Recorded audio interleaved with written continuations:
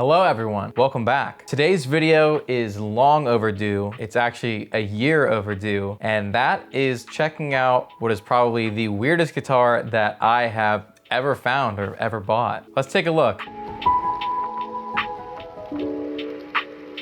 Back in February last year, February 2024, we did the Orlando Guitar Show, and on the Sunday of that show, towards the end of the day, I ran into somebody while walking around the show that showed me a guitar that was pretty crazy, and that was this guitar. As you see here, it's got a Gibson headstock, it's got a Gibson neck, but this body doesn't exactly look to be a Gibson. So what is this, and why did I buy this? I'm still trying to answer the second question there. I knew, you know what, this is just interesting enough to do a video on, so we should pick this up and see what we're looking at here, and that's what we did. So right off the bat, we can see this is a older Gibson neck. The serial dates this one to between 1962 and 1964. I don't know exactly what guitar this would have come off of. I'm guessing a ES345 is the most probable. This does have the split parallelogram inlays. You've got this style logo here and everything, which was really only used on a few models. I've seen these very sparingly used on older 335s, but the 345 is probably the one that's most prominently used on. The tuners do look to be period correct, though to my knowledge, I don't know what guitar would feature this neck and these tuners. These are the kind of tuners you'd see on like an ES330, but this neck is definitely not from an ES330. So pretty interesting. You can actually see around the tuners here. There's definitely some indication around these tuners that some work has been done in this area, so maybe it had a different set at one point and these were put on later. I don't know. It's quite the mystery. But obviously, most glaringly, what is going on with the body? What is this body? I originally thought maybe this is like some old Aria, like Matsumoku factory Japanese hollow body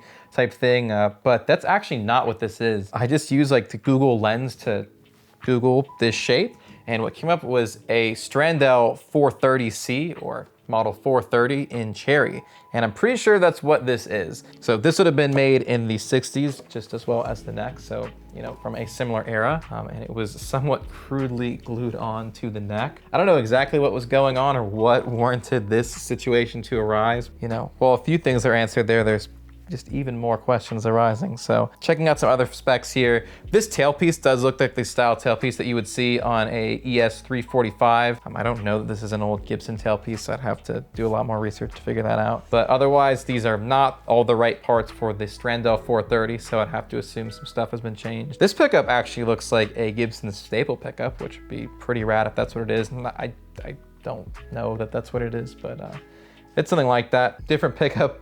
In the neck position, these knobs are definitely not the right knobs. Electronics wise, I'm not sure. I have never even plugged this guitar in, so I don't even know if the electronics work on this.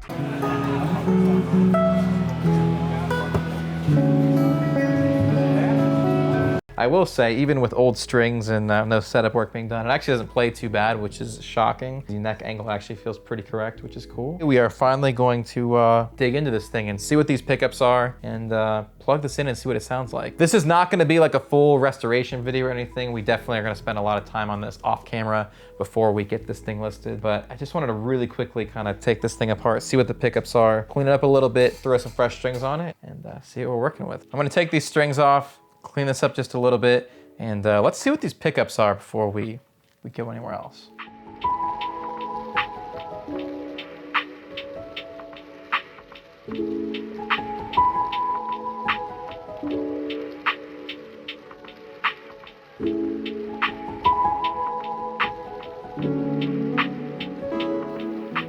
Yeah, I don't know if that's an original tailpiece. It might be, but as far as guitar parts go, it's always guilty until proven innocent. So definitely have some more work to do there. Well, this is definitely not Gibson anything, but this might be a Gibson part from the guitar this would have been from. But it also might just be that style tailpiece. And to be honest, it's got more weight to it than I expected. It just doesn't look. I want to say it looks wrong, but I don't know. The way it's aged is not the same as like I would expect. So, all right, now that we got the strings off, let's check these pickups out. I'm guessing some light setup work was already done to this before it came to us. A lot of these screws for these pickup rings look to be different screws. None of them look to be matched up. It looks like somebody just took some pickguard material and made this pickup ring. You got the Phillips head on that side, and you've got the flat head on this side, and this side, this little ring thing is cracked. I'd like to avoid having to take the pickup out of this ring. Oh, they literally drew. I see. Yeah, oh my God. So no way. Oh my God. I'm gonna take a big risk and I'm gonna... Oh, there we go, okay. That's gonna be hard to get back in. Oh my God.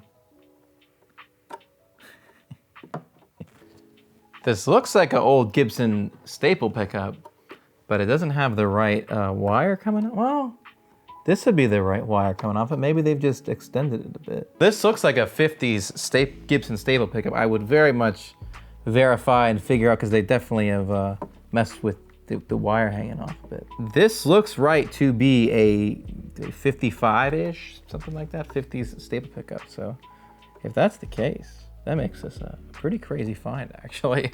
You know what? It's almost convenient that this, oh yeah. There you go. All right, let's see what this other pickup is. Once again, we've got mismatched screws here. Okay, this one's coming up more normal. It's thick, very thick wire on that. The ring is broken there. Actually, looks like somebody has attempted to glue it back together. You can kind of see. And you know what? It is staying in place, but it's staying in place offset a bit. It doesn't look to be the original like Standel pickup. When I did Google Lens, it pulled up some Ibanez pickups, but they weren't a perfect match. So I hate to say it, but as of this moment, this one is kind of a mystery. So we'll have to figure out what this is. All right, we're gonna put this pickup back in. I'm gonna really quickly just do a little bit of cleanup, throw some strings on it, and then let's plug it in and see what it sounds like. If any of this looks familiar to you, please feel free to chime in the comments, as we are just as curious on some of this. These frets are actually look like they've been polished semi-recently. I'm gonna go light here, which I know for me, that's crazy talk.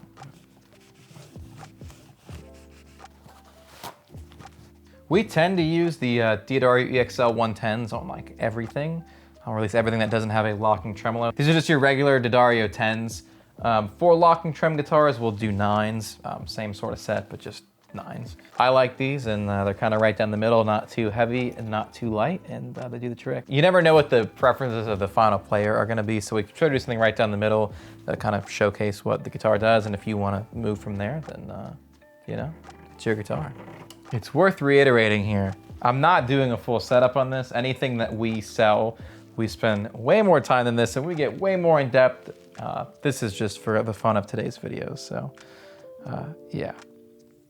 This is not a full setup. Definitely not a restoration on this by any means. I would imagine this guitar is actually gonna look a good bit different than this by the time that we are actually listing it, as we want this to be as perfect as it can be. And we're far from that right now. Even if we get this playing well right now, it still has some things that need to change. All right, now that we've got some fresh strings on this, let's get this tuned up, let's get this plugged in, and let's see what it sounds like.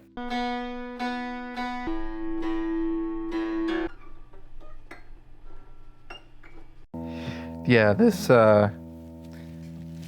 this pickup ring system has got to be upgraded.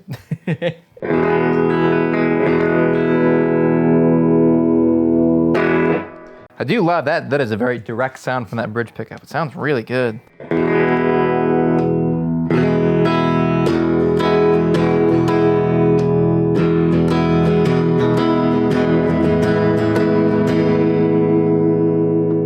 Yeah, it's cool. It's cool stuff for the neck pickup as well.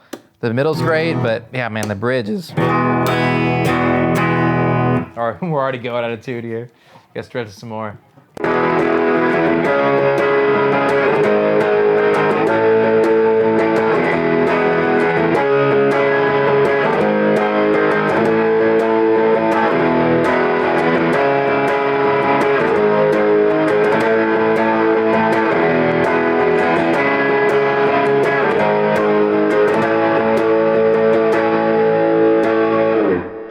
That sounds great. That's really special.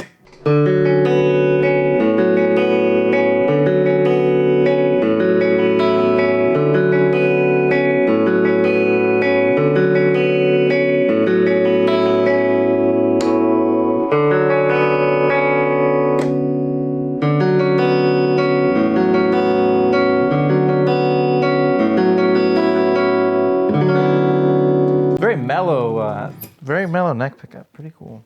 I like that. Middle's great. Bridge is impeccable. I mean, this sounds incredible. This is, it's not not surprising based on what this pickup is, but man, that is like really, really good. Neck's good. It's definitely, like, it's more mellow sound, nowhere near as much attack. But it's nice and clean.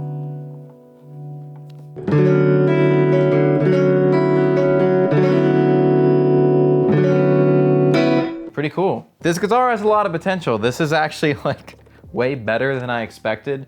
It actually plays really well too. It feels good. The neck angle actually does feel correct here. There's definitely some adjustments that need to be made setup wise.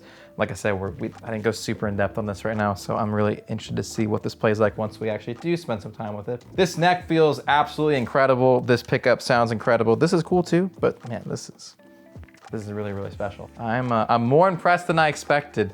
Like I said at the beginning of this video, this is probably the weirdest guitar that I've ever bought, but it's also a really good one too. And given the parts that are here, that's not necessarily surprising. I've never had a specific affinity for two guitars to be glued together like this. You know, it's one thing to make a Fender parts caster, but it's another to quite literally glue a Gibson neck onto an old Standel guitar. Something I've never seen before.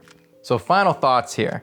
I am actually really impressed. I like this way more than I thought. It sounds way better than I expected. And I'll tell you, I'd have no problem in the world saying if this played terribly. I would be happy to share that with you guys. But this is actually pretty cool. I know when I first picked it up, I didn't know how we'd get there, but I'm like, the value here really is, of course, in like the parts. If somebody needed to re-neck an old Gibson that this was the right neck for, this would obviously be quite valuable to find even in its current state where it's far from perfect. And obviously this pickup, as long as it is what we think it is very valuable on its own as well. So that's pretty cool. But I don't know what this is worth in total. This is one of the things where, like, if you added up what all these parts are worth, the whole guitar itself is probably worth a little less than what all that adds up to. I'm not even really worried about that right now. I'm just still perplexed on how this happened, when this happened. Like, is this something that got put together 10 years ago, or is this something that happened in like the 70s and this is what we ended up with? It's certainly weird. It's cooler than I expected. It definitely sounds way better and plays way better than I expected, but yeah, this is cool.